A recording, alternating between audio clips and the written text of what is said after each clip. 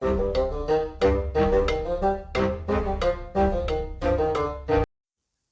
and welcome to the Game of the Year countdown, where I go for or through my best 3 games that I have played and reviewed all year.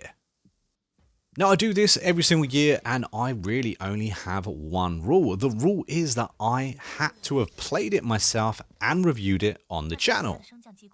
And also the game has to have been released this year. Now, I review a lot of games, some of them old, some of them new, but this year I have reviewed over 70 games on the Critically Clueless, and so there's quite a few games that are eligible for the Game of the Year. But before we get stuck into that, guys, just want to say a quick big thank you for everyone that's actually been part of the channel this year. I've appreciated all the love and support, all the comments and the subs. And of course, if you like this video, find it entertaining and want to see more just like it, don't forget to like the video and subscribe to the channel.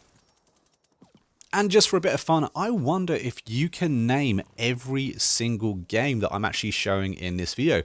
I'm doing like 10-second clips of just a few of the games that I've actually reviewed this year, played this year, and put on the channel. But can you name every single one?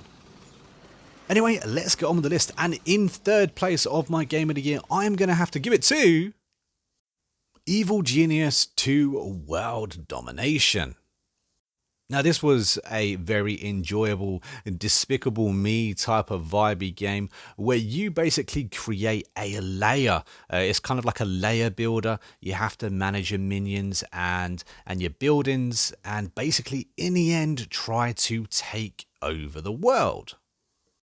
And honestly, I had a lot of fun in this kind of management simulation game.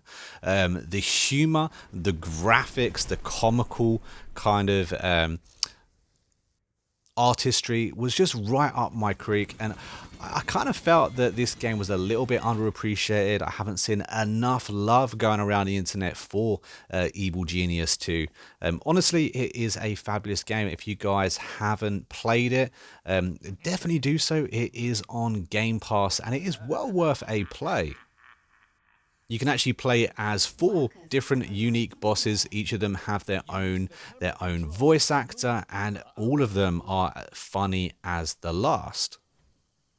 This is certainly a game that I hope the developers look after over the next coming years and add to it, because I think they've got a fabulous game here that they can definitely build on. And if you'd like to see more Evil Genius 2 on my channel, just comment down below, because I'm actually interested in doing a playthrough. In second place this year, we have none other than Halo Infinite.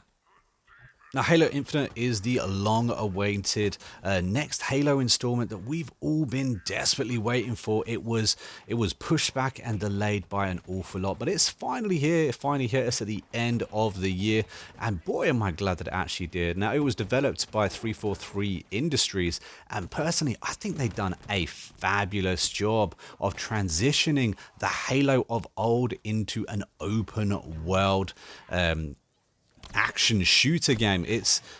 I didn't honestly think that the open worldness would work, but after actually jumping into it, having some decent time actually in the campaign mode, I was blown away by just how well it worked. It really does work so well. When you go and find the nearest FOB to capture and make yours, or Marines to save, it just kind of feels right. It's nice to actually just explore the world as Master Chief and actually experience a brand new Halo game. And to top it off, this is actually the longest Halo campaign that we've ever had, ranging at around 12 hours. Now, you could easily stretch that out if you wanted to 100% the game, maybe turn it up to the hardest difficulty, and find all the little pieces dotted around the very interesting map. I think my only real downfall about this game is the fact that everything kind of looks the same in the open world. There's no real distinct biomes, unfortunately, but the game just worked so beautifully. Too often than not, a game would release broken, and I was really relieved when Halo Infinite actually finally released working.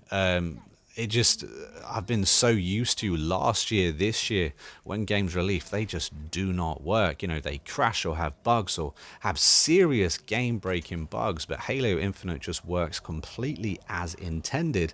And the grappling shot that you kind of, that's kind of like the biggest new feature I feel in this Halo game. The grappling shot just works so well for the open world environment that you have. It enables you to kind of take action within each different mission coming up in your own unique way, giving you new freedoms that perhaps you didn't have in the previous Halo installments.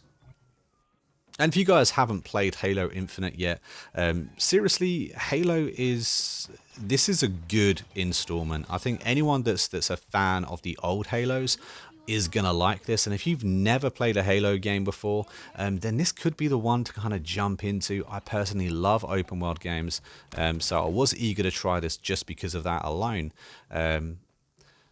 And yeah, I would honestly highly recommend it, and that is why it kind of, you know, it got the second place award for Game of the Year this year.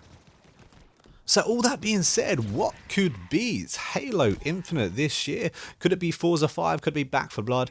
Well, ultimately, no. Unfortunately, I found those games a little bit disappointing.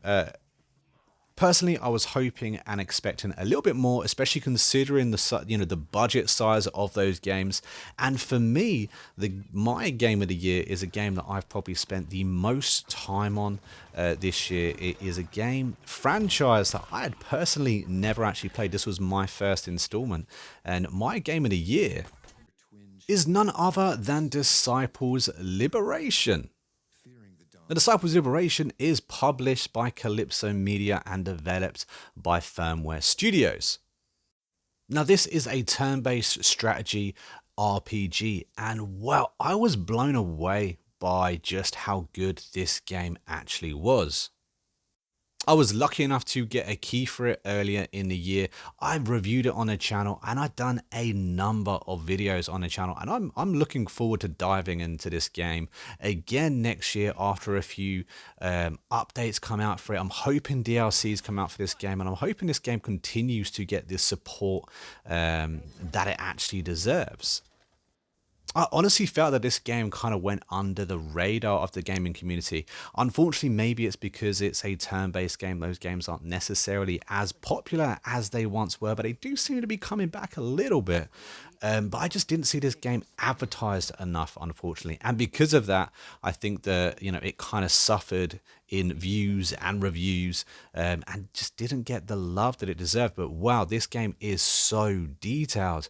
It has some amazing artwork within it. The combat scenarios were quite refreshing. I really enjoyed how this game actually played, the story behind it.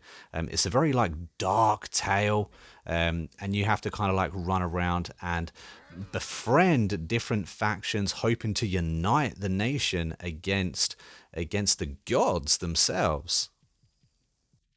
There's an army building management system within the game, which I really liked as well. You go around collecting different soldiers that you could put in your army. You can collect different companions that you could put in your army. You can build your character class. And there's also an element of kingdom management within this game as well.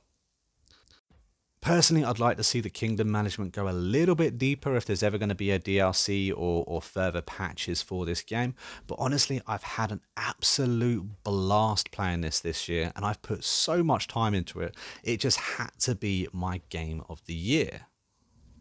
And if you haven't played Disciples Liberation, or if you haven't had a chance to play it, I would strongly recommend going out and giving it a go. But everyone's game of the year is going to be personal to them. And these were my top three. So let me know your top three games or your game of the year down in the comments. I'd be very interested to know what the audience think. This year's games were definitely a lot better than last year's games. I think the beginning part of 2021 was incredibly slow for new releases, but it was really nice to see that the kind of the second half of the year kind of make up for that. We had a lot of releases in 2021, with Back for Blood being just one of them. Again, that was a game that I think we were all very, very excited for, but for me, unfortunately, I was a little bit disappointed with that one. But that's it for the ended video, guys. So if you found it enjoyable or entertaining, or just want to see more videos where I ramble on, don't forget to hit that subscribe button. And of course, like I said, comment your thoughts down below, because I want to know your game of the year and if it was one of my top 3. But until next time, I've been the Monk and we've been the Critically Clueless, and I will see you in the next video real soon. Until then, take it easy. Your twin chains of chaos and cruelty will break. Fearing the dawn of this final age, the people turn to their gods once more. They find no answers.